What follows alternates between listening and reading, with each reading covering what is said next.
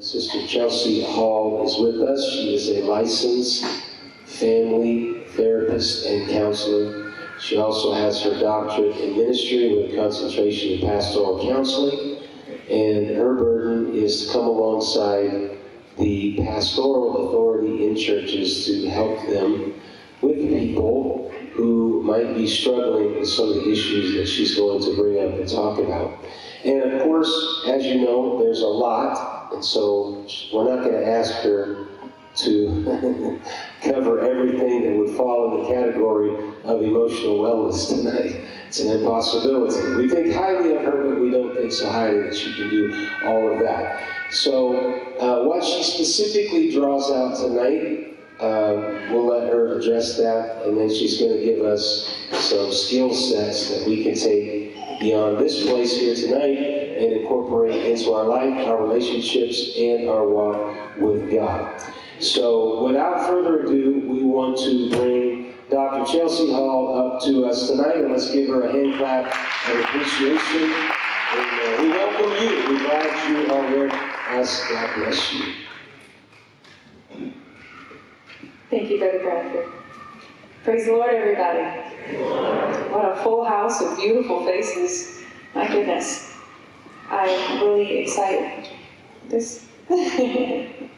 I'm really excited to be here with you tonight. I feel very honored to be asked to be in this position. It's not an easy thing for any of us to address emotional health, but especially when we do it as a group in a congregation. There's so many needs, so many thoughts, so many histories that are in this room today. And we do share one thing together, which is if you're here, you or someone close to you loves God and believes that He's a part of the answer for everything we're facing. So if you're looking around and wondering, oh, what's going to get uncovered tonight? What am I going to feel? What am I going to think? Don't worry too much. I'm not here to dig out anybody's emotional skeletons. We might touch on some things. You might feel some experiences, but I want to encourage everybody that God cares about you and your feelings, and the people next to you care about you as well. And if you can, the masks that we wear, the protections that we put up, maybe drop those a little bit. This is a safe place. You belong here. So if you would, I won't ask you to do this too often, but look at the person next to you and tell them, I'm here to learn. And I don't judge you for what you may feel. I may be feeling it too. Okay? So now you know who you're sitting next to. You've made the commitment, so all that we can just let it go, right? So there's such a wonderful presence of God here in this place. Just being able to pray, to touch in, to have the unity here. I want to give honor to the pastor and Mr. Bradford and their family for the leadership that you have in this church, the beautiful connection and the unity here, but also for the leadership you give everywhere that you go. You bring a spirit of excellence and love for others, and I appreciate that. I'd also like to give honor to my pastor, Brother Miles Young at home in Sacramento, for his leadership and influence in my life. I wouldn't be here doing what I do without his support in my life at really key points. So if someone's here and you're wondering, why a pastor, why a church, community does a lot of healing and a lot of help. So if you've not experienced it yet, it's here for you. Okay, so today I really want to focus on the experience of emotional health. Before we go further, there is a QR code up on the screens. We were going to do a handout, and we decided maybe let's don't kill too many trees.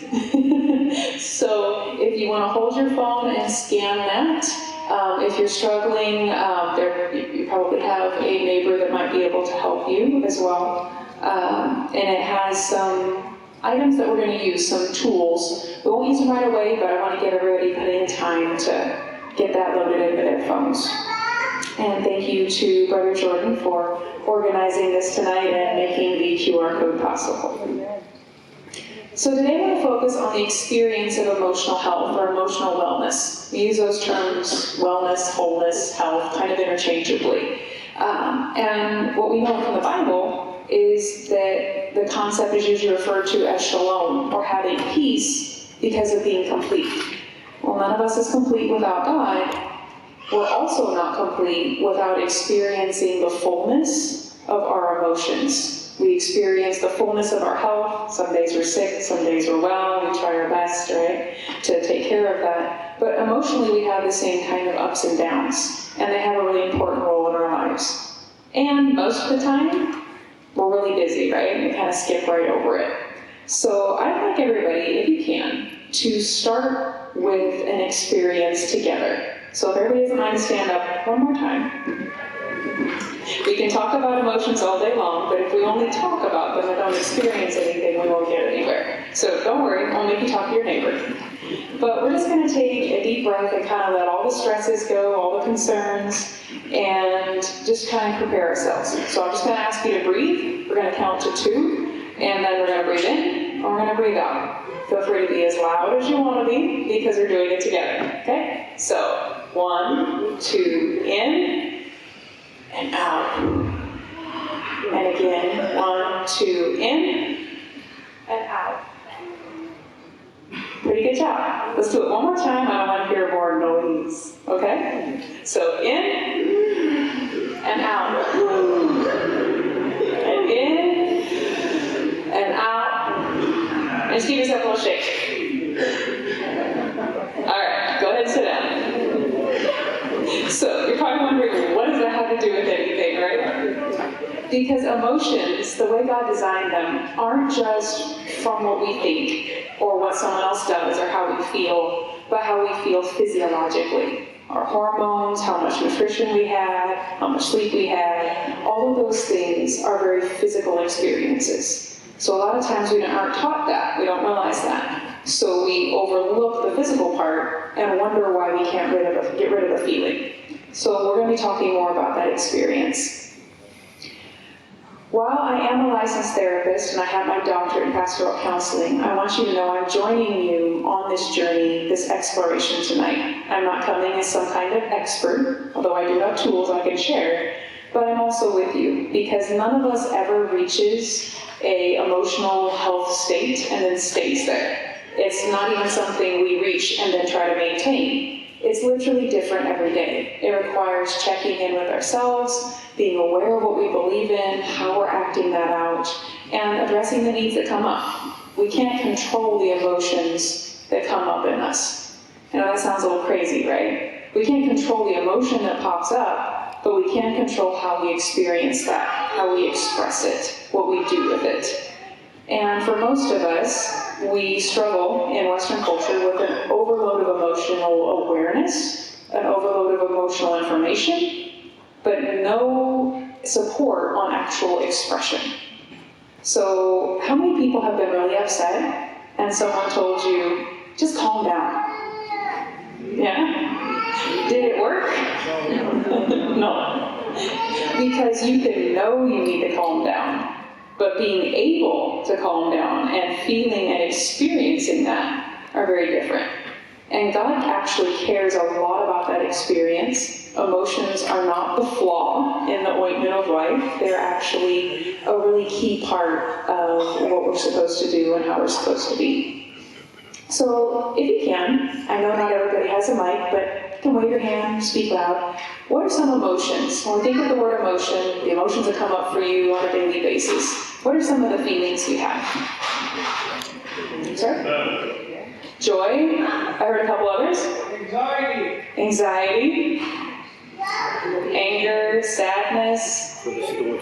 Disappointment. I'm sorry? Loneliness. Stress, loneliness. Depression. There's a lot of feelings, right? And that's just in the room with a few people that are willing to speak up. There's so many ways of feeling in any given day, and no feeling is bad or good. How we respond to them may be. The impulse on dealing with them may be bad or good. But the actual feeling itself, it's just information. It's letting you know what's going on internally, whether it's in your mind because of how you're thinking about something, whether it's in your body because something's not quite right. Maybe you need more protein, maybe you need more minerals, more vitamins, etc. Those actually make an enormous difference. How many people like their daily caffeine? Yeah, me too. I like my black tea, some people like coffee. But did you know that because caffeine's a stimulant, those of us who survive on that all day are actually basically creating the same thing as a panic attack, and your body is surviving and being energized by that panic attack, right? So I'm not saying cut out your fun with your caffeine, but if you're struggling with anxiety, give yourself a 2-week break and see what happens. There's a lot of things that we survive on a daily basis. Some of, young people that have grown up with access to these energy drinks and caffeine, right, and coffee all the time, and Starbucks. If you grow up experiencing that all the time, that's your normal. So you don't know what it can be like without that unless you try. And the same goes for some of us emotionally. If we grew up in a very angry environment, or a very stressful environment, or perhaps a very sad environment, then that's what we experience as our normal, and we don't know till we go to a different place what's possible. And that's what many of us find when we come into church, we get to know God, we start to grow, and we start to feel something very different than what we even knew was possible.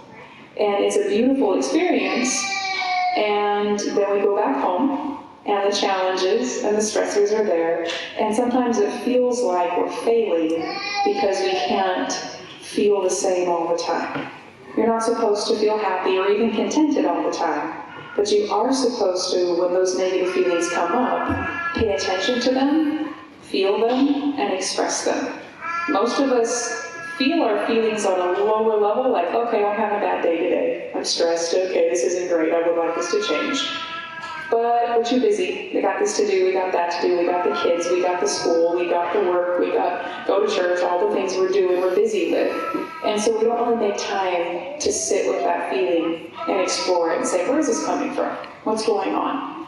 And most of us don't do that because we don't know how, because someone else didn't know how to teach us. So this is not a parent blaming moment. However, we do recognize where we learned from. And maybe our parents or guardians didn't know, but their parents or guardians didn't know, and then theirs didn't know either. So we can go all the way back to Adam and Eve, who kind of flubbed it in the first place.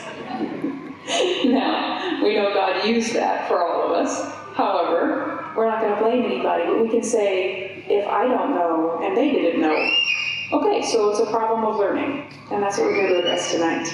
So if you have the handout open in your phone, go ahead and flip to the first page where you'll see a colorful circle, and there's going to be 3 layers in that circle. Everybody have that? They call this an emotion wheel. So there's a variety of emotions we can have, but there's a few core emotions that are just very basic to all of us. They're actually basic to all primates as well. So you hear anger, sadness, fear, surprise, disgust, some of these basic feelings that are just going to pop up. They pop up for babies, they pop up for adults, they pop up for elderly people, they pop up for all of us. And then on the second layer, you have additional descriptions of how that might feel or how you might experience that. And then on the final layer, you have even more detailed descriptions of what those feelings are.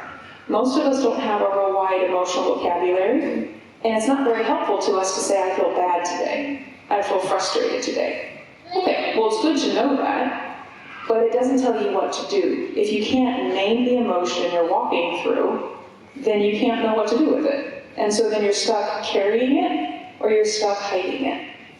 And we hide emotions sometimes because of something we call intellectualization. So what that means, therapeutic terms, is that we experience talking about something, like tonight. It's very easy to do this, where we talk about an emotion, we go, okay, now I understand why I have that emotion. Now I understand why that's a problem. Good. It shouldn't be a problem anymore, right? But that's not really how it works. So we have an experience that has to be released before we can experience something different. And when we talk about that spiritually, we usually are more familiar with that in churches by calling it spiritual bypassing. Now, that doesn't really have anything to do with spirituality, but it has to do with what we think spirituality should look like. So, say I'm having an anxious day, and I recognize in the middle of my day going, I'm really nervous. I'm really worried about how this election's going to turn out. Sure, we can all relate to that one. And we're in the moment, we're like, oh, but I'm a Christian, and God is peace. So I should be having peace, not anxiety. I shouldn't be worried. Okay, well now this emotion is not valid. This is not important. I should not feel this. So I'm going to walk away from this anxious feeling over here and say, no, that's not part of my experience. I'm going to pretend everything's okay. I can't let myself feel that. And that works for a little while. But then you start to get headaches, and you get sick more often because your immune system's down, because you're pushing something away that's important. And really, you might have walked away from something God wanted to bless you with. Why would God use anxiety? Why would we say that that's a blessing? It's not a blessing in itself, but it's how we express it and what we do with it. So if we say this emotion is not valid over here, I'm experiencing anxiety or sadness or depression, or I'm doubting something, oh, that's not of God. So then we step over here away from it, we close the door. But when we do that, we close the door on all of our good feelings too. You can't lock up a bad feeling without locking up at least part of your good feelings with it. It's just how God designed our body and brain to work. Because being over here and being I'm only good, I can only do good things, I can only feel good feelings, locks us up, and we can't let God in because now we're trying to be perfect. We're trying to be what God wants us to be by ourselves. We have to be over here sometimes in our weakness, and our hurts, and our pains, and our losses, our anxieties, whatever the feeling might be. We have to live in this for a moment, experience it, express it, bring it to God, and let Him be the support that we need. He can be strong when we're weak, but if we always stay in this place of strength over here, then we don't get the blessing of being connected to Him. And now we have if you pardon the expression, a slightly screwy view of God. We're way over here on what He really is, because now we have a barrier. Now I think I can only approach God if I'm feeling the right feeling. In reality, God isn't obstructed from you by the feeling you're having. He's not stopped. We stop ourselves, but He's not bothered by that. He just wants you to express it to Him so He can fill you with something better. And part of mental health isn't just coming to God and expressing it to Him and letting Him carry it, but it's about saying, okay, I came to church, I worshiped, maybe I went to my prayer room, my secret place, and now that I'm done praying, now that I've named what I'm feeling, I gotta get up and live this with accuracy. I gotta live what I believe and what I've asked for. So sometimes that can look like using your emotion wheel on the handout, when you don't want to. Maybe once a day, maybe you sit down once a week and you kind of sit down and go, okay, where have I been falling in this wheel? Maybe you're having a bad day, maybe you just had a really big argument and it really hurts to think about it. It's like, I really don't want this argument anymore. I have to face this. I have to feel my disappointment in myself. Okay, let me see, where's that on the wheel? Oh, that's related to maybe anger. I really am mad at myself. Why? I've done this before. This is like the 5th time this week. I'm tired of this. And we stop there because it's painful and we go, okay, well, I'll pray and I'll do better. Or we say, I'm gonna make sure I never say that again and I'll just do better. That's a great decision, but where's your plan? Where's your tools to actually make that decision happen? And so when you look at this emotion wheel, you can identify the feelings all the way out to the furthest degree, all the way into the deepest level, and say, okay, what is it that I need to change? And where did I experience this before? Because most of our feelings aren't just from today's events, especially if we've lived for a long time, not sure how to handle our emotions, so we stay over here in our ideal place. This is who I am. I'm this person. So we hide those feelings, or we take them as our identity and we walk all the way over here past emotion and we say, my identity is that emotion.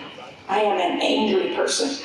I am depressed. I am anxious. We don't say, I'm feeling anxious, I'm feeling bad, I'm feeling depressed. We say, I am. So we can either come over here and be completely intellectualized and protected, or we can walk all the way over here and change our identity to the thing we're trying to hide that we don't like, and that's called depression, right? Anxiety, we're worried about the future, we're worried about what we can't control. It's kind of a what-if situation. Depression is a past thing. I didn't do, I can't do, I'm not enough. And we'll handle a little bit more of this in a minute, but we have to be able to go between, okay, I'm in a great place, I'm feeling good, I'm doing the right things, to the humility of saying, oh, you know what, I messed up again. What can I do to make that different? Where did this habit come from? Our emotions have patterns, and they're a lifelong journey, of course, but they have patterns, and some of them, most of them, start with something we learned about ourselves or about life as we were growing as children. I'm not saying that we all have a broken up inner child, although some of us do. But we all have a brokenness because children don't understand everything that's happening, right? If you're a young person, you're still growing. If you're an adult, hopefully we're all still growing. The good news about our brain is that research has proven that even adults have the ability for their brain to be what we call neuroplastic, which is you can create new brain cells, they can create new patterns in your brain, and that means you can actually have permanent change that stays that way. So you can, no matter how old you are, even if you're 75, 80, you can still have your brain shift. You can still have your emotional patterns and your relational patterns shift if you commit to that awareness every day. And of course, we believe if you can hook up into Jesus and the Holy Ghost, that will give you the strength to do what would otherwise seem impossible. So again, God doesn't always do it for us, but He will give us the strength and the insight to walk through it.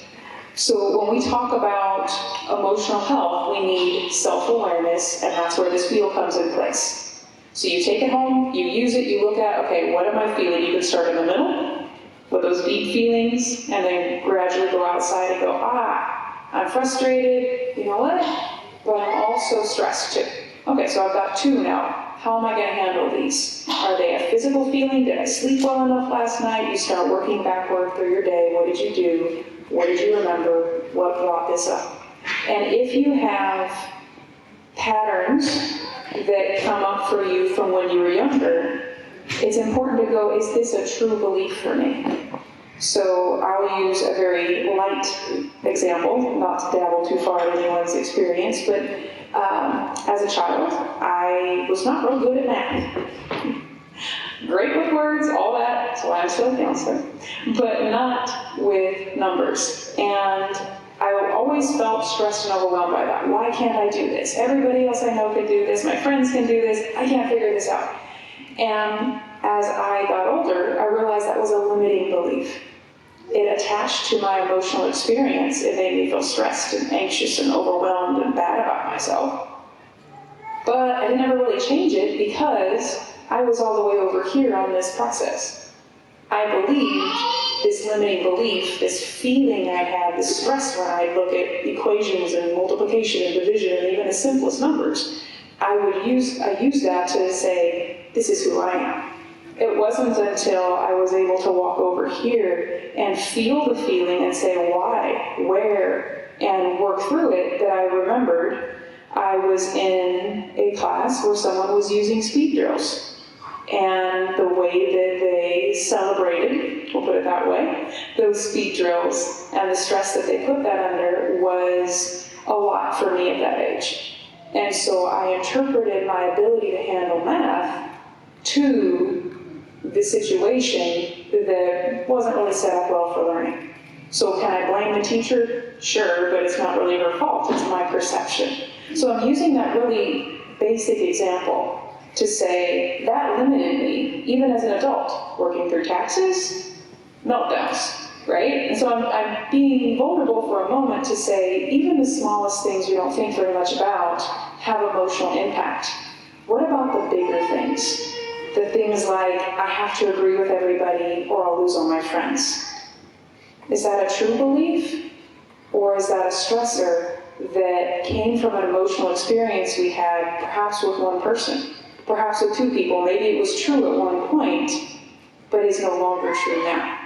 We can't get to those realizations unless we are willing to stay in this vulnerable place of feeling and expressing. So your emotion wheel will help you identify some of those emotions as they come up, but then we have to move to actually expressing those. So a famous theologian named C.S. Lewis said, God whispers to us in our pleasures, speaks in our conscience, but shouts in our pains. It is his megaphone to rouse a deaf world. Emotions are God-given essential tools.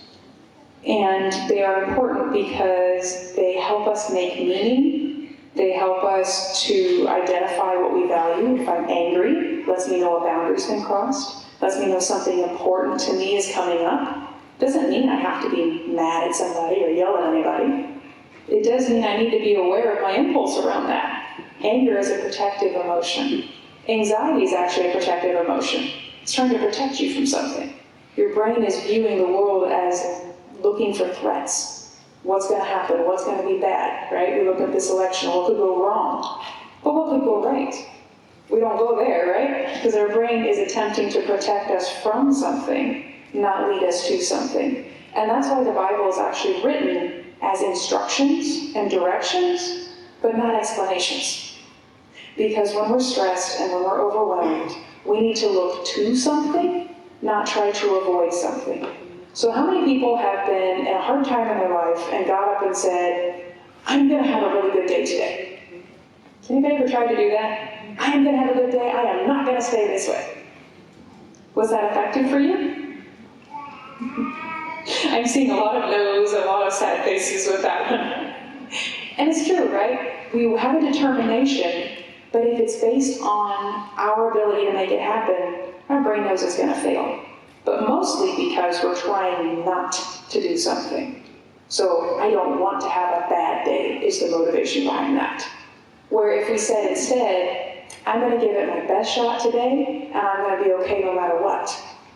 Now that you can do, right? That's in the realm of possibility. That's you focusing on an outcome that you can actually make a plan for. Saying, I'm going to have a good day, or I'm going to feel good today, you have very little control over that. You know, happiness happens, right? It's a happenstance. You could do everything right and not feel good. And you can do everything wrong and sometimes you'll feel good anyway. So when we're aiming to feel good, it's really not aiming us in the right direction. We don't have any control over that, and that can create a sense of hopelessness because we're aiming for something we can't do. But if we aim for a specific thing, if we aim for, you know what, I'm going to do my best today. Today I'm going to practice honesty. Sometimes that's not easy to do because we need to be honest with ourselves about what we're feeling as well as with others. Emotions remind us of what's important and what's right. They provide warnings when we're not living up to our values, and they inspire action. And they also remind us that we're limited and we need God. You know that story I was telling about math a minute ago? My understanding of A, what numbers meant in the real life, my understanding of my ability to grow and learn was not there because I thought it was always going to stay the same. And I was limited in my understanding of what life could be like because I was stuck on my emotion. There's no shame in that. All of us get stuck on emotions, and we're all going to at times. But the goal of emotional health is not that we don't ever get stuck occasionally, but that we have the resources and tools and the habits in our life that keep it from being a permanent situation.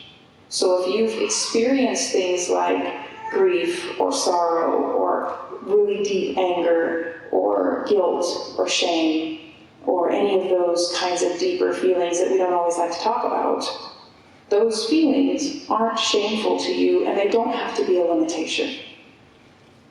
They can be if you stay with them or if you ignore them or you just say that's just me. But if you want to change them, it's possible. First is self-awareness, first naming it. You can't fix it if you can't name it. But then also recognizing feelings are a reflection of your needs, your responses, your fears. but they're not a reflection of your facts. They are a reflection of your history, of your experiences, of what you were taught, of what you think you're capable of being. And this is why it's so important to have truth and objective understanding of what you can and can't do. And when you don't know what that is, that you try something new. Because if you stay within the realm of just what's comfortable or what's familiar, then you're always going to get stuck, and you're going to stay stuck. The brain likes homeostasis. That basically means the thermostat on your wall, right? The one that if it drops below a certain degree, turns the heater on. If it goes up too high, turns the air conditioner on. Hopefully we have one of those. But that thermostat keeps everything at the same level. Your brain likes familiarity. It doesn't care if you're comfortable. It doesn't really care if you're happy. It only cares if everything is familiar. But if you're familiar, like we said earlier, is sadness or anger or fear, then your brain will do everything it can to keep you in that familiar space. If someone's had trauma, you might know what I'm talking about, because your brain does not want you to step out beyond the safety limits that it put there at a time that made sense. If I'm overseas in a combat zone and I see a water bottle half full of something with a box half over it, we're going to assume this is some kind of bomb, right? Appropriate.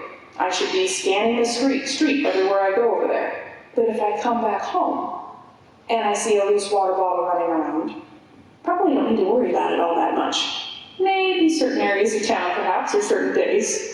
But for the most part, looking around at every single water bottle on the street I see is probably not an effective safety reaction. But my brain is used to it, so it wants to keep it. Does that make sense? So when you start to do something different, when you start to feel emotions that your brain said, you get upset when I give you that feeling, so you shouldn't have that. That means when we start to step over here, it gets really, really uncomfortable. But I want you to know, as you step into that discomfort, it gets more comfortable as you keep going through it. But you gotta do a few safety things. You gotta make sure you set yourself a timer. Don't stay in this emotional space for very long. 15 minutes, 20 minutes if someone recently passed, if you're at a really bad car accident or something, maybe you'll stay there for a couple of days. But otherwise, if you're trying to work through a current feeling, stay in that feeling, experience it. Whether you're journaling about it, whether you're telling someone about it, if you're musical or artistic, maybe you're doing some kind of drawing or playing some music that makes you feel that way. Feel it, notice it. What is this feeling teaching me? What can I learn from this? You know what? I can learn I'm a human. Okay, sometimes we just need to learn that and remember that. And have compassion for ourselves that we're not perfect. But a lot of times, there's an issue for us. What we think we should be, what we are, it's not the same thing. Maybe there's something in a relationship we need to pay attention to, and that's why the pain is there. Maybe there's a lie that we've been believing about ourselves. Maybe the lie that I'm not enough. To tell you the truth, you're not, and neither am I. The only person who is enough is God. So with God, we have enough. But we're not quite enough. We're not perfect yet. It won't be till we get to heaven. But it's okay to feel that you're not enough and to say, and I have what I need. And I can get better. And I can grow. The power of and helps you to bridge the gap between what I want to be and what God asked me to be and what I actually am over here. And to walk back and forth and cycle through as you let God strengthen you and support you, as you continue to practice tools that say, this emotional feeling over here, this intensity, this discomfort, is actually okay for me. It can teach me. So our human understanding is limited. The woman at the well sought a logical mental healing.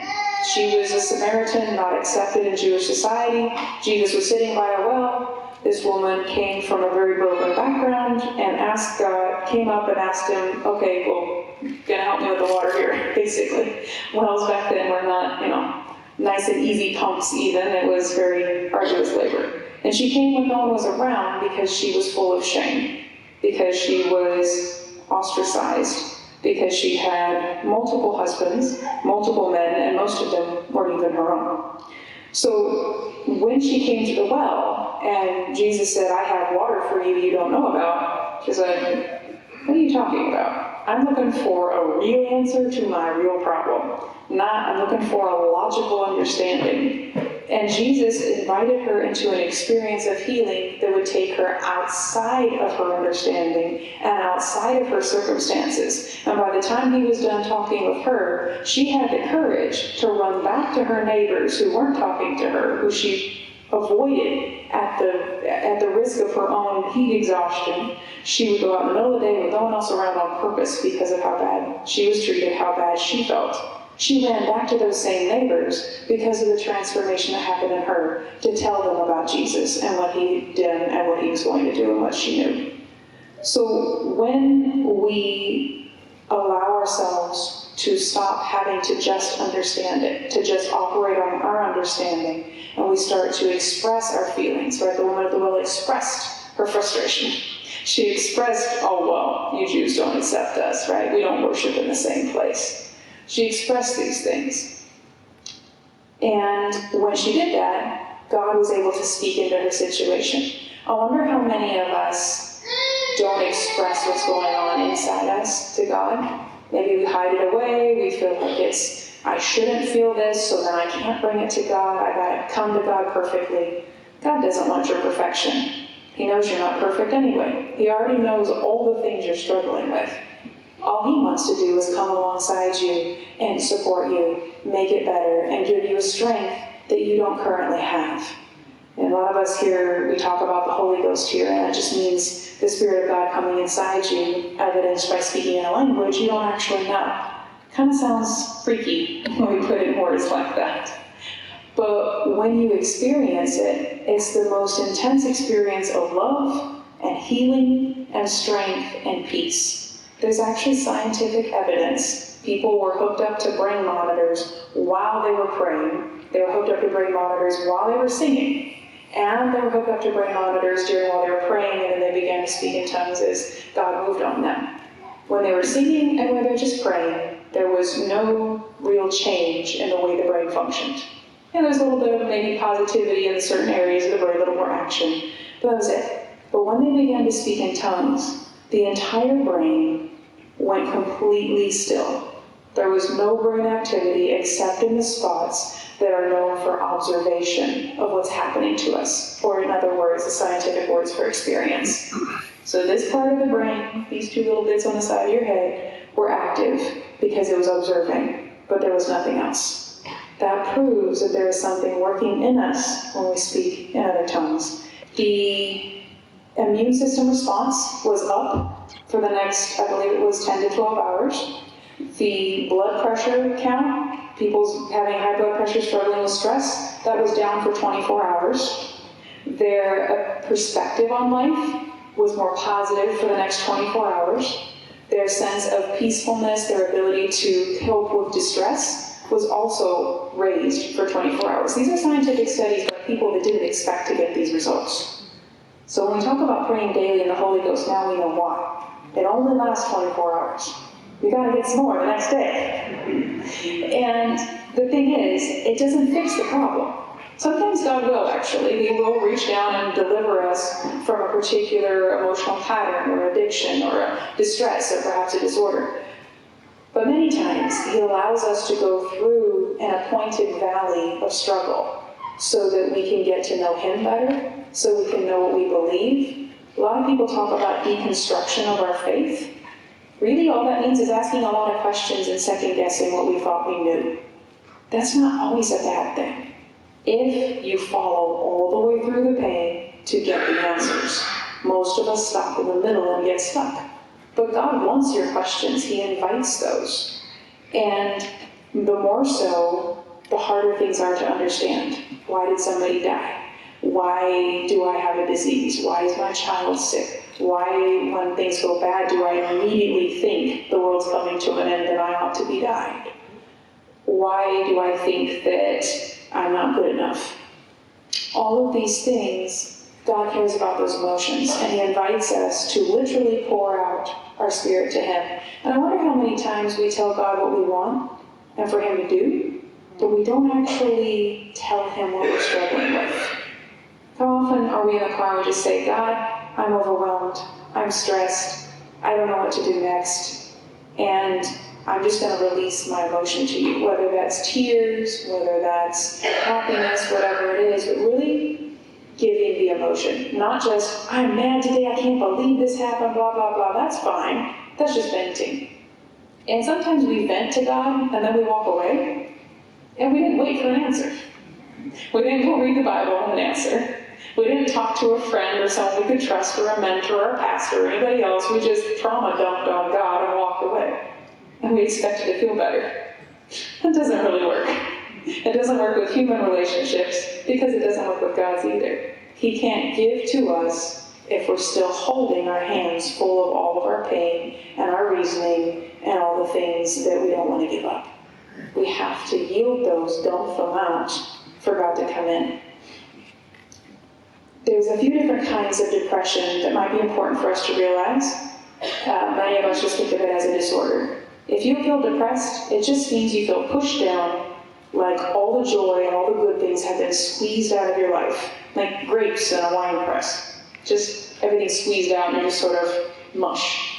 And in that mush, some people feel no feelings, just numb. They like to feel something, they want to feel joy in something, they want to feel pleasure with happy things, jokes, kids, grandkids.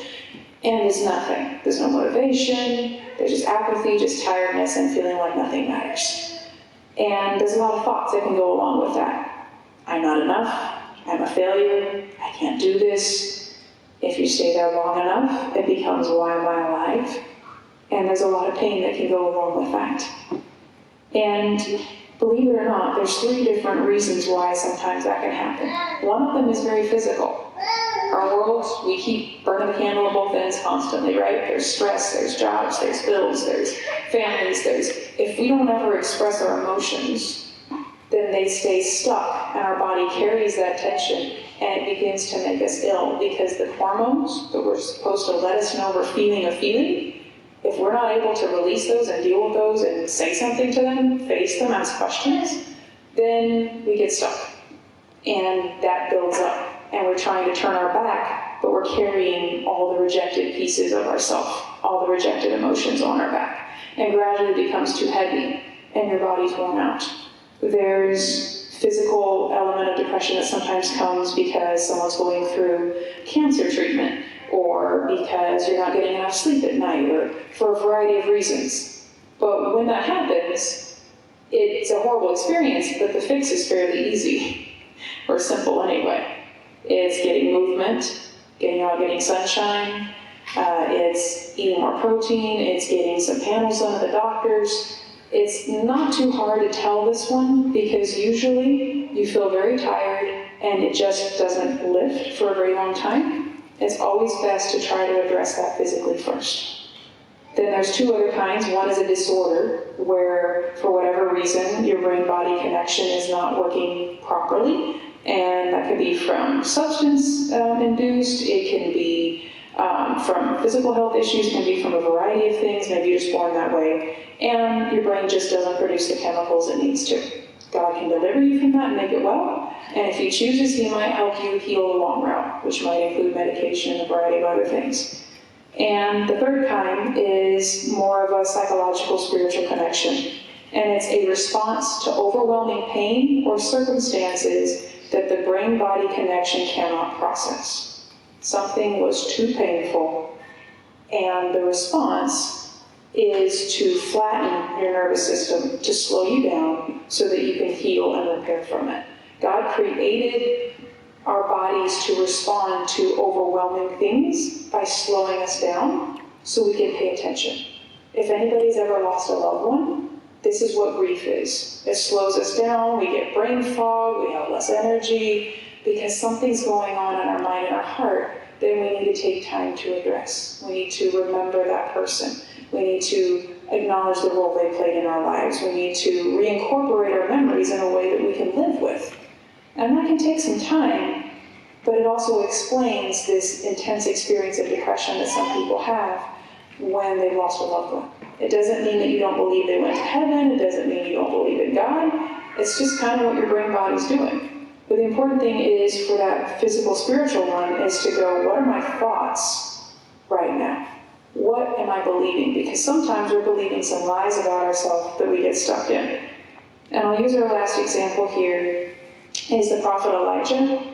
Done amazing things. God brought down fire, represented himself, showed a whole bunch of people in the Jewish nation who he was again, reminded them, hey, I'm God. And all that happened because Elijah was obedient, did everything he was supposed to do.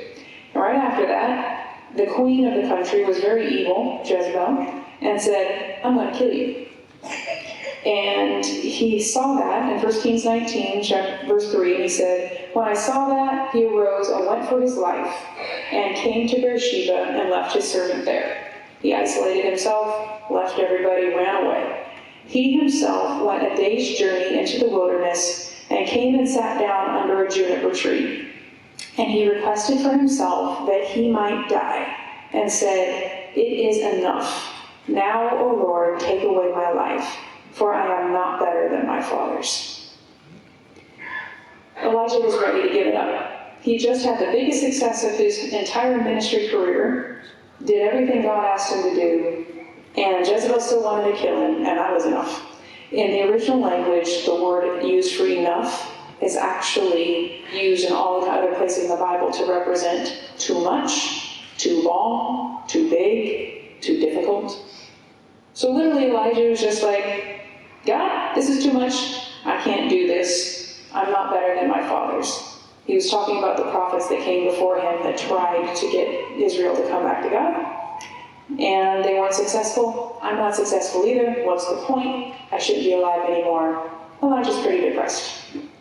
I think we can all relate to Elijah at times. Things seem like too much.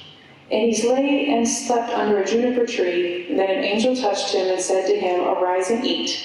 And he looked, and behold, there was a cake baking on the coals and a jug of water at his head. And he ate and drank and lay down again. And the Lord sent an angel to him several times to feed him, to give him water, and to let him sleep. And it was said, because the journey is too great for thee. God doesn't beat us up when we have a negative reaction to what's happening in our lives. He's not mad at you. He's not causing bad things to happen in your life. And he understands when it's too much for you. And so, if you will run to him, just like Elijah did, it wasn't very pleasant. Elijah said, I'm done, God, kill me. He knew God was the author of his life, so he didn't try to take it himself, but he was pretty suicidal. He was done. And instead of cajoling, convincing, doing anything else, trying to change his mind, God just said, okay, sleep, eat, and drink, and we'll see what we can do. And here's the part that we usually ignore. He arose, and he ate and drank, and in the strength of that went 40 days and 40 nights unto the mount of God. God helped him and gave him strength, but before he got to the point where God gave him an answer, he went 40 days and nights. And I think sometimes we want God to answer us right away. I don't blame you, I do too. No one likes pain. None of us like to be in uncertainty or to feel like what we're doing doesn't matter. But the thing is, our feelings and our thoughts are not always accurate, and are not very good guides. They're good informers that something's not right. Or if we're really good feelings about something, you can recognize, you can evidence check it. They can sometimes be evidence that's right. But they're informers. We can't go 100% by them.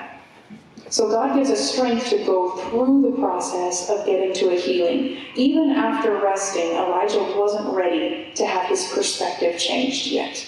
And sometimes we're in that space, and other people are like, hey, I believe in you, you got this, and we're kind of in that, I don't know, nothing's right, I don't feel good, I've got the strength to get to church finally, but I got nothing. And it's okay to be in that space if you decide to hang on to what you know and not what you feel.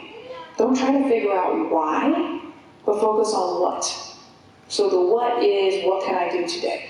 What is the percentage of good that I can do? How can I get closer to my goals? One small thing at a time, not over the top. What is God doing in my life today? What grateful thing do I have? Who is in my life? But not, why is this happening? Because why you're not ready for most of the time. I should just say you, me either. There are times we're not ready for that. And so we go in the strength of what God gives us, and then God talks to him in a small voice and gives him hope. He gives him a companion to work in ministry with. He gives him future directions, and he corrects his perspective. He says, he gives Elijah a chance to explain himself and says, what are you doing here, Elijah? Why are you 40 days in the middle of the wilderness? You are away from everything. And Elijah tells him, I've been very jealous for you. I have done my best, and I'm the only one left. And they're seeking to take my life away. I did everything for you. There's nobody else left believes in you, just me. And I'm done. And when we feel alone, when we're depressed, our brain stops giving us the same information about what's important. It starts focusing only on survival and stops telling us reminding us what our priorities and our identity are. So if I'm feeling bad and struggling, and I, for no reason of my own, I feel like I'm stuck here. I can't figure out the answer. I haven't expressed myself, or I'm trying to express, I don't know how. Then I can slide over here into identity, because this bad feeling says it'll be forever. And if my brain isn't functioning properly, it doesn't have the right vitamins, it doesn't have the right protein, not the right amount of sleep, then my brain is going to go, yeah, okay, that's that same pattern. Every time I feel that, I'm going to reinforce the idea that I'm not good enough, I'm bad. If everybody knew who I was, they wouldn't want anything to do with me. Because the secrets we hold, the emotions we don't share and express, make us sick, and they change our identity. So then our identity is what we've hidden and not who we really are. So Elijah got stuck in that. All the things that he had done, all the things that he'd gone through, he was still stuck on his own. He was exhausted and depressed. And God changes his perspective and tells him, go return on your way. He gives him all the direction. He says, I have left 7,000 in Israel who still believe in me. So he didn't say, you're stupid, you're bad, you're wrong. He said, I have more people. You're not alone.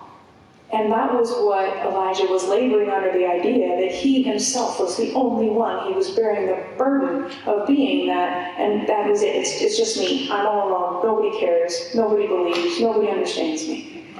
I think we all have felt that way at times. And there's nothing wrong with feeling that way as long as we challenge it. Are we really alone like we think we are? Or does it just feel that way? Because if it feels that way, you need to contradict it. Prove that it's wrong. Go talk to somebody. You don't have to wait for them to talk to you. And most of the time, those of us that have lived in a lot of depression, or maybe we've lived in this cut-off place, we look like everything's fine. Academy Award for looking normal, right? And in church, sometimes we do that. We come in, we want to give God our best worship, and so we leave everything at the door. But really, we ought to bring it to the altar. Don't leave it at the door. Bring it in with you, right? You can bring that with you. And your brothers and sisters, when we're operating as a community, we're supporting and able to hold that. Not because we have the strength, but because God does. And a burden shared is a burden halved. My stress and my struggle about that whole math thing, when I finally told someone how I felt, it was a bit laughable at the time, because I was a little bit too old to be believing that, in my opinion. But in their opinion, they understood, they helped me express that feeling, and then they said, is that really true? And walked me through the evidence. So if you know somebody around you is struggling, don't judge them, don't laugh at them, even if it does seem kind of funny. But encourage them, listen to them. Okay, that's where you're at. All right, I hear you. What do you want to be different? What do you want to have changed? Can I pray with you? Can I love on you? Do you need somebody to hang out with? This is what we do together. And community helps to heal us in ways that God ordains. And finally, faith connects us to a higher logic. God sees and thinks in higher ways than we do. And when we're stuck in our own space, we have to remember God said words over you. God calls you things. And those callings don't disappear just because you feel bad. just because you've done something stupid or wrong. It's still there. And God still wants to do something with it. We don't have to understand how, always, but we have to believe that He is a rewarder when we seek Him. Even if that's seeking Him with tears running down our face, or seeking Him because we're so angry in the car that we can't help but hit the steering wheel with our hands and say, God, I don't know what to do right now, but I know You've got something. All the Psalms circle us back to the understanding that nothing is wasted in God's hands. There may have been bad things that happened to you in your life, and it's okay to lament those. God literally tells us to cry and talk to Him. But it doesn't mean that it's your identity. Your identity is who God calls you, and He calls you worthy and valuable, not because you are in yourself, because He decided you are. And if your Creator decides you're good, do we tell the guy who made Legos that he's wrong because we don't like the color he used? He still knows best about how that Lego is supposed to be used, because He designed it. God knows for your life good things that He has planned for you. Sometimes our hands are too full of our emotions and too full of our broken beliefs that life or others or family have given us. And we have to let those out by journaling, by prayer, by telling somebody, by creating identity rhythms that remind us who we are. I was recently in Turkey, and there's mosques on every street corner there. And their call to prayer echoes everywhere. Even when we went out to an archaeological dig in the middle of nowhere, there were speakers playing the call to prayer at each a time of day that they were supposed to pray for the Muslim community, because that country is Muslim. And what they were doing was reminding themselves of their identity, no matter what they felt, or where they were, or how far away they were from family or friends or anywhere else. They were reminded of who they were, that they were special people that were meant to serve God in a certain way. And we also are called to do that. But we have been given a truth of how to do that without having to rely on our works, but on relying on Him working in us. And if you're feeling depressed or overwhelmed by this, it can sound like a tall order. Emotional health all at once. You're not supposed to do all of this all at the same time. One piece at a time. The second wheel on your handout has scriptures around the outer edge, so that if you're confused, what do I do with this feeling? Follow the feeling to the scripture. See what it says. If you're one of those people that hasn't experienced a lot of feelings, nobody gave you room to. You were socialized. I'm a man, I don't have feelings. I'm cool. I got you, but you have feelings.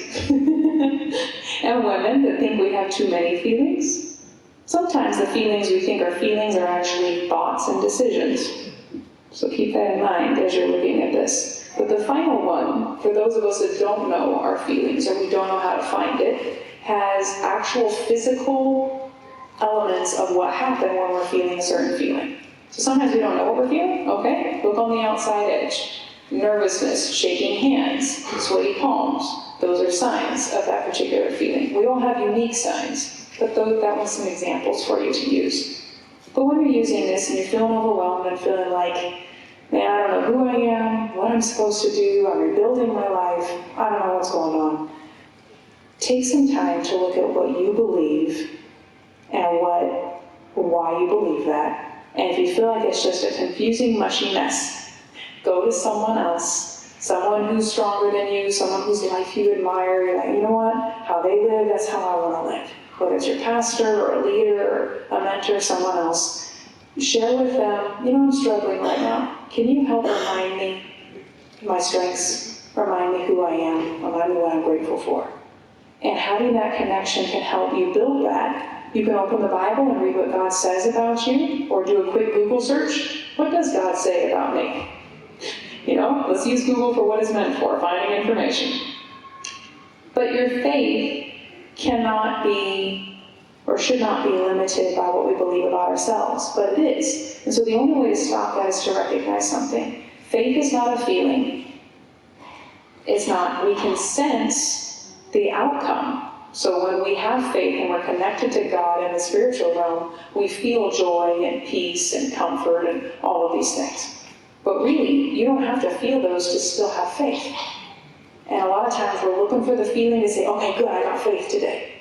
But faith is a choice of your will, and it says, God, I'm reaching up to believe what you say, and you reach up into the atmosphere with your will. God, I'm going to choose to do what you say. I'm going to choose to believe. I really don't feel anything. I'm stressed. I'm frustrated. I got no feelings right now, no motivation. But you said that you would help me. You would work in me so that I would want to do what you want me to do, and I'd be able to. So I'm going to hang on to that today. I'm going to believe you. When you put your will up here in faith, God reaches down and connects the supernatural to you. So you're reaching to God, He's reaching to you. That has nothing to do with your feelings. So you could be having a bad day and still say, God, I believe your word. God, you said that I would have the strength that I needed for the day that I'm in. Not for tomorrow, not for yesterday, for the strength for today. So Lord, I need you to show me that you're here with me today. Sometimes God will send you a butterfly that sits on the door sill of your car and sits there in ways that they don't normally. Sometimes God will send you someone to say something. Sometimes it'll be a song that comes on the radio that just touches your heart and you haven't felt a thing for a month. There's different ways God shows up, but you have to say, I choose to believe regardless of what I'm feeling. And that's how we can serve God and have strength in God, even when we're processing through a difficult time. And when you declare things, you are able to experience the concept of and that's the last skill for today, is the Father who cried, I believe, help thou mine unbelief, that we can be both. We can be broken and healing, justified and in the process of sanctification. We can be sad and still have joy. We can be wounded and still experience wholeness. We can be afraid and still have courage through the paradox that is Christ in us. And if you don't know God today, it might be a good time to start exploring, studying, talking to the people next to you. Just try God. Ask Him something, anything to do for you. Tell Him how you're feeling and see what happens. And defies labels and limitations. It demonstrates faith. It uproots fear and sets us free to embrace the right now instead of clinging to the past or occupied with the future. Because experiencing emotional wellness has to happen in the present. So tonight, if you wouldn't mind, I'd like for us to stand together. And I want you to take a moment, just close your eyes, and think for a minute. When was the last time you were really, really upset? Something really bothered you? You felt stuck in a feeling you couldn't shake off? What was the experience of that? How did you feel? What things do you sometimes try to hide, even from yourself? Feelings that hurt, they're overwhelming. What do you do when you're feeling that? What do you tell yourself? How do emotions affect your prayer life, your relationships, your health? What judgments do you have for yourself? What would life be like if you didn't have to stay stuck in that? Was there anything accurate you've learned from your pain? And if you could have a face-to-face conversation with God where He talked to you with an audible voice about that feeling, what would you tell Him? Or what do you think He would say to you? And if you don't mind, maybe we'll just link up with the people next to us if it feels safe and appropriate for you. And just say a prayer and kind of give God those emotions tonight. Lord, we thank you, God, for the presence that you have here. We thank you for your touch. We thank you for your presence. Lord, we thank you for the wonderful good emotions that we can feel. But Lord, you see those negative ones we have right now. The pain and the hurt, the sorrow, the questions, the suffering, the numbness that we don't like. God, we're offering that to you as a sacrifice today. You said that we could come to you in any state that we're in and that you would show up for us. And God, I'm asking you, Lord, as we release our emotions to you, would you let your perfect peace permeate this place? Lord, let your love wrap around each of us. Assure us, Lord, that even though emotions are important, God, that they're just protective, they're just information, and that you have power to change our emotions. Lord, we recognize you are in charge of all things today. Lord, would you allow healing to flow in this place right now, God? Let it walk with us home. Lord, when we get in our cars and we open the doors to our homes, don't let it be the same as it's been before. Let peace and love and joy accompany us. And Lord, in the times of hurt, let us remember to run to you. Let us remember to question our first thoughts and feelings. Lord, we give this all to you in the mighty name of Jesus. Amen. Let's give her a hand clap. Stay right here and ask her questions.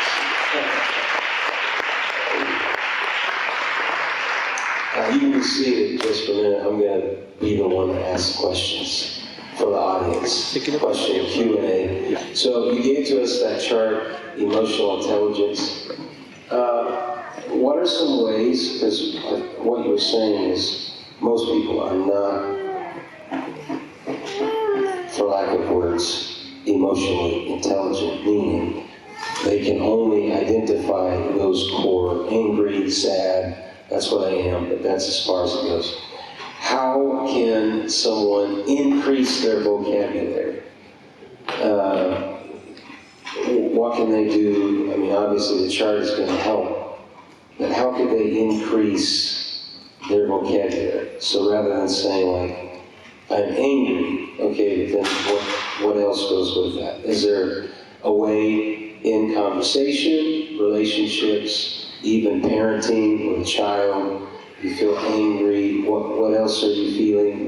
How can you increase the limited vocabulary?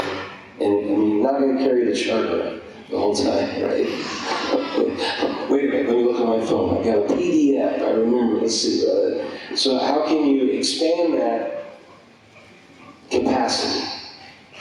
Absolutely. There's lots and lots of ways you can do that. One way, if you're working with yourself, is to actually make a habit of writing 3 things down every day.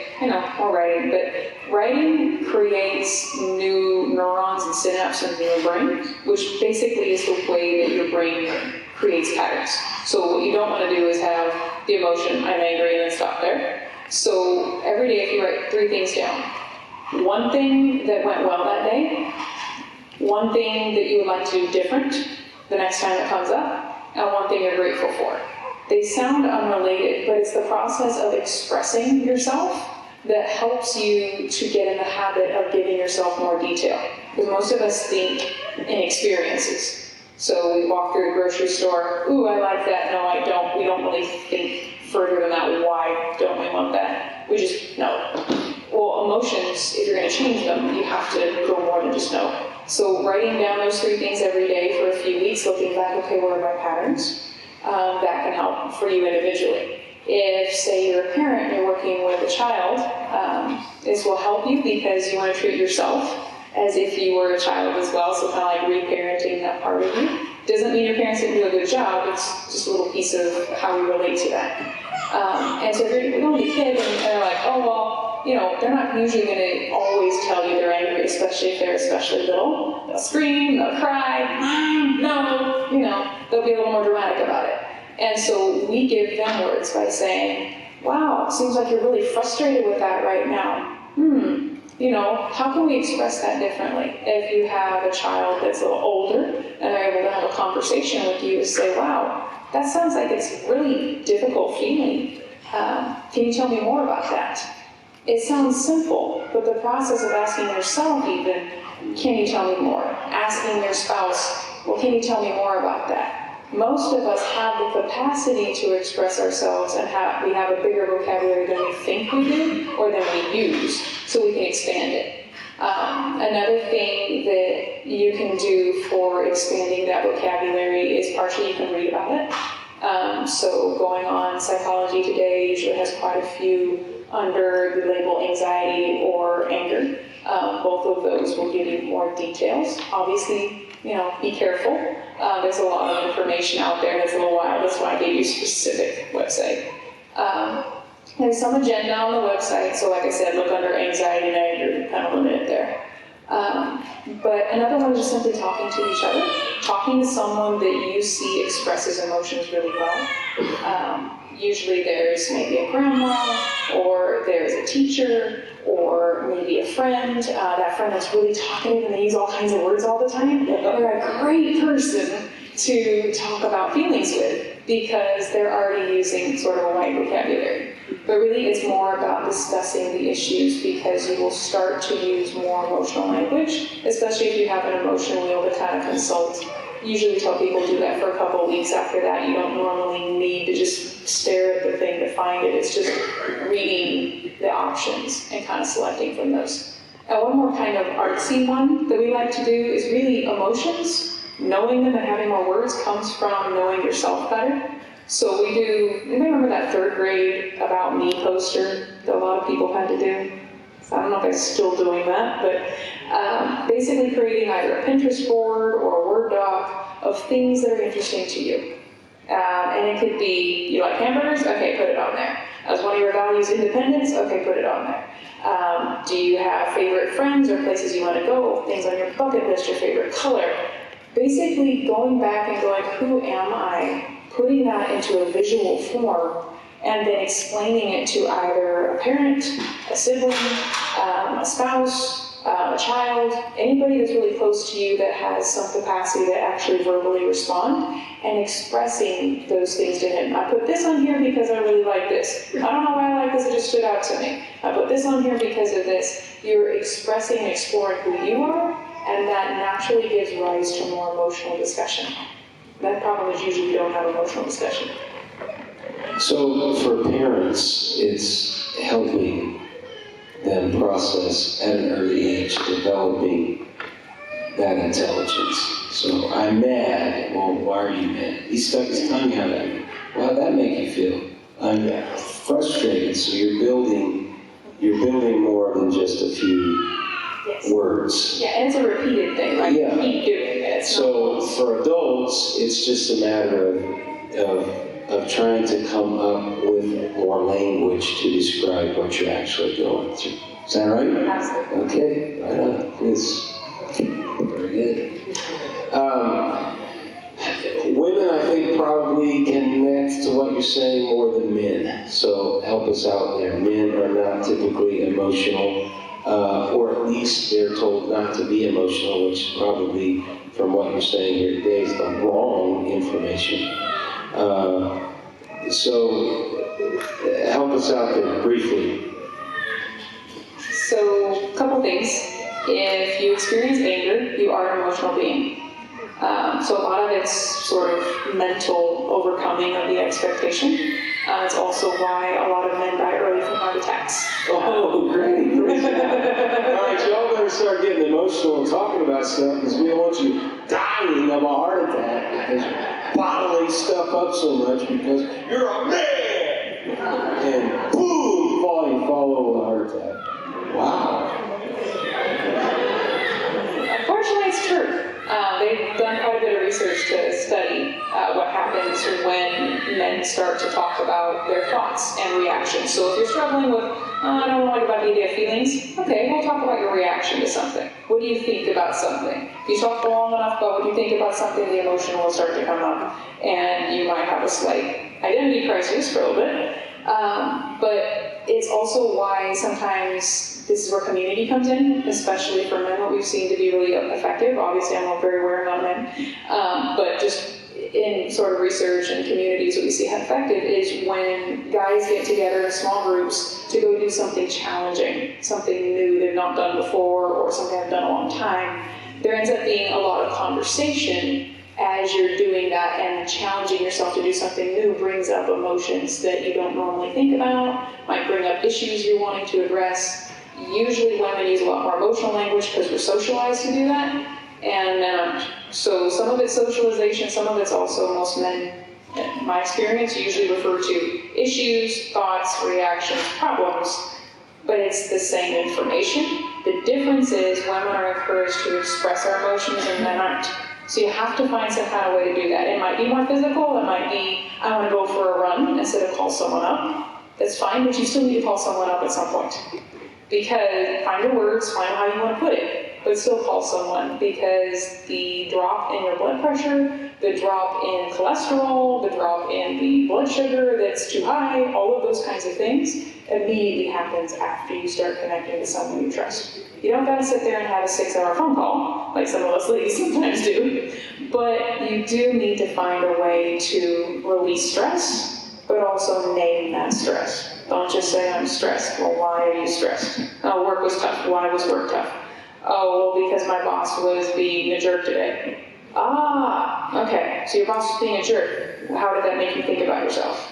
How did that make you interpret your future at that company? Now we're starting to get to the realm of where feelings come up and you can kind of work through it from there. So you're saying men need to talk more about their emotions to be healthier? Yeah, it sounds cheesy. Is it possible that women need to not talk as much? Right? If the guys are going to talk a little more, right? Let me tell you a funny story. I was sitting with Brother Solomon and Sister Mazetta work, and we were eating at Stuart Anderson's, and we were talking, and she was doing a lot of talking, so she wasn't eating. So when we were finished, she needed her box to take the food home, and Brother Solomon said, I keep telling her, less talking, more eating. To your point, it actually is occasionally true. That okay. So I'm trying to you're having fun, but you're right. bring this into balance. I think it is very true what you're saying. Men are not as emotionally connected or self-aware. So their vocabulary and their intelligence is not as broad. And if you keep that stuff in, it is going to have physical impact on you. So they need to come more to the center. So I'm curious. I'm not I'm not being facetious. But is it the case, does it go the other way with women or not?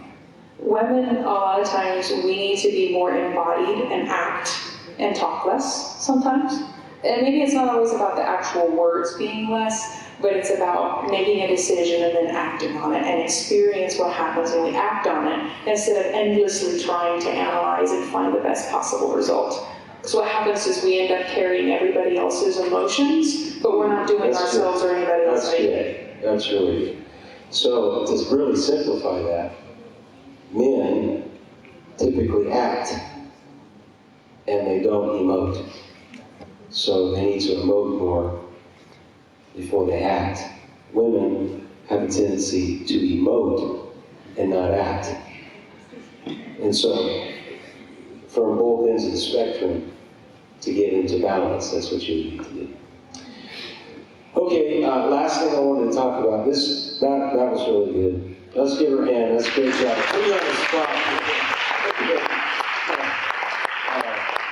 I got one more thing for you. So in our church, we try to create a culture, and I've noticed, especially now, where it is part of our culture, when you go somewhere else and it's not their culture, I can see the benefit of what we're trying to do here, which is we encourage people, we call it the well, because it's the lowest point in the sanctuary. And we encourage a flow of people coming into the well to worship, going back, and then when altar service happens, it's a natural back into the well, right? And you go some places, there's a definite gap between here and there, and then it's almost as if there's believers, and this is for non-believers, right? And so everything that you're saying here is that, yes, we want people to come to the faith. We want them to experience a new birth experience. But if we're emotional like that, there should be a place for church people to unload the very things that you're talking about, rather than viewing the altar area as if this is just a place for non-believers or sinners. And so we try to break down that barrier so that it's a gathering place for everybody. And it pulls in the sense of community that you're talking about. So, I mean, the level of depth in terms of what you're saying is not what we thought about when we said we want to get people into the well. But from your perspective, have you seen that? And then tell us how you feel about that. Well, I've always thought about the fact that there seems to sometimes be an unnecessary gulf between the expectations that we have for ourselves and as believers and those who are coming to faith and don't necessarily, know all the same things we do. And one of the challenges is that judgment that we were talking about our feelings is we're all broken. We all need God. And the altar is a place of equality where we all are just as broken as someone else. Just because my brokenness or the things I struggle with may not show on the outside and someone else's do, doesn't mean that I don't need the same help or that I don't need the same water from the well, to use the metaphor. And sometimes we look to, okay, let me serve, let me do. And in my experience, the challenge in the altar is that many of us come going, oh, well, we have to do for someone else. We gotta pray somebody through. We gotta be available for them. And then we're hiding these cavernous aches and hurts inside because we're doing and not being. If you switch to coming to the altar for what you need, it might take 30 seconds, 5 minutes, and the next thing you know, you're helping someone next to you because God just poured in you and now you're able to pour out. But if you only come to pour out, are you really pouring out God, or are you just being a placeholder next to someone? And there's some value in placeholding a little bit because you're still on the altar, but you're not doing your part. Your part is to be, at least in my experience, what I was taught to understand in the emotional level of this is our part is to worship God the best that we know how. And worship is sometimes coming and pouring out our emotions and our needs because it still recognizes God as God. Right. And if we do that, someone else can. If we don't, no one else will. Yeah. Is that kind of... No, that's it. It's if somebody comes to the altar, it's not everybody else saying they must have a problem. It's trying to break that down. Yeah. We're all emotional. We've got this stuff. We all day. We've got this baggage. We need to release that. That's why the altar is important. We need to release that so that we can walk away with a different perspective and we're not carrying that. Because if we keep carrying that, then that's where you end up with all kinds of spiritual, physical, emotional problems, and sometimes you get stuck. So the altar is a place to get unstuck. And it doesn't mean there's anything wrong with you. It just means you're doing the best that you can. So. And to add one thing to that is, sometimes you can get preventative blessings in the altar. You might not know, God knows something's coming. You don't. You kind of feel to stay in the altar for yourself a bit, but you're just like not really sure. Someone comes up and put their hand on your back and just praying with you, just kind of worshiping together. And God blesses you with something you didn't know you were going to need until next week when all hell breaks loose. Yes. So if you're not down there open, you might miss something. Awesome. It's been a great conversation. Let's all stand together. Amen.